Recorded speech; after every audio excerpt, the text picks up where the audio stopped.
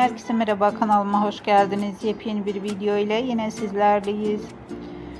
Kanal 7 ekranlarının sevilen günlük dizilerinden olan Kan Çiçekleri dizisinin güzel oyuncusu Yağmur Yüksel'den yepyeni görüntüler geldi. Yağmur Yüksel birbirinden muhteşem görüntüleri sosyal medya hesabında yayınladı. Görüntüler hayranlar tarafından büyük ilgi gördü. Fotolara ve video görüntülere kısa sürede binlerce beğeni ve yorum geldi. Biz de bu görüntüleri sizlere sunuyoruz. Umarız videomu beğenirsiniz.